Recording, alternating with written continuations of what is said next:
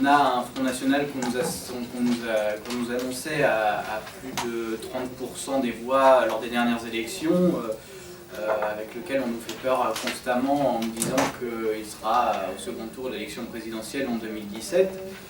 Et cette situation, elle est commune assez en Europe, puisque de nombreux mouvements d'extrême droite percent dans les sondages et dans les médias. Et donc, dans de nombreux pays, il y a des mouvements qui se lèvent pour contrer l'extrême droite et contrer les mouvements qui agitent la peur de l'extrême droite pour faire des scores électoraux. Moi, je suis désolé, les idées, lorsqu'on parlait de mu, mais je parlerais de régression. Les idées aujourd'hui à la mode sont des idées du 19e siècle.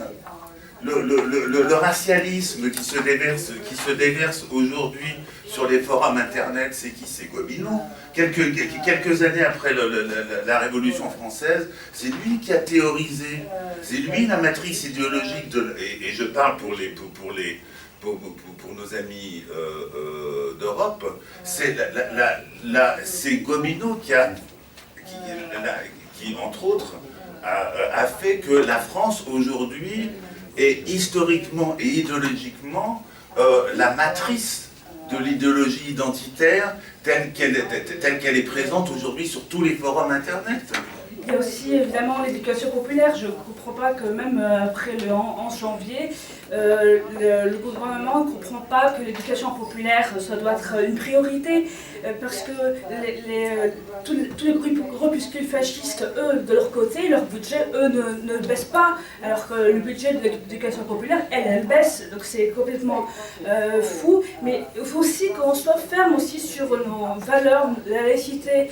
Je pense que, bon, on dénonce toujours les mêmes, mais moi je voudrais aussi dénoncer par exemple la mairie de Clichy, par exemple, qui se met à interdire une exposition sous la menace des intégristes, parce qu'il y a une femme qui a fait une œuvre qui n'a pas plu aux intégristes. Et là c'est aussi grave, c'est un renoncement, et ça aussi ça l'aide,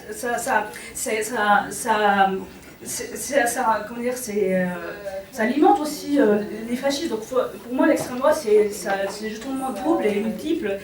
Et voilà, donc là j'ai fini.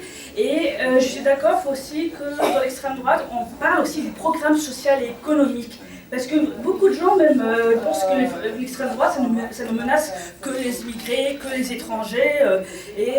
Voilà, peut-être que aussi, si on parle aussi du programme économique et social, peut-être que on serait plus nombreux à être contre. Voilà. Merci. On est dans un déficit actuellement militant par rapport à l'extrême droite. Moi je prends un exemple, je viens de Nancy et de Lunéville. Nancy, le Front National, quand on se mobilisait il y a, allez, on va dire 25 ans contre la venue du Front National, dont Le Pen ne pouvait pas tenir un meeting à Nancy sans qu'on soit 15 à 20 000 à manifester notre opposition, à qu'ils prennent la parole. Mais en même temps, effectivement, il y avait aussi, je dirais, un portage politique. C'est là où on a besoin du politique, justement, peut-être. On avait en même temps un travail pédagogique. Ça répond un peu aussi à ton questionnement. Ça répondait aussi à ce relais qui se fait. Mais il y avait un travail pédagogique sur l'extrême droite, non pas sur le Front National. Parce que je pense que Alexis, je l'ai entendu quelquefois, débattre et mettait l'accent sur l'extrême droite. Ça les gêne même, quand on les appelle l'extrême droite.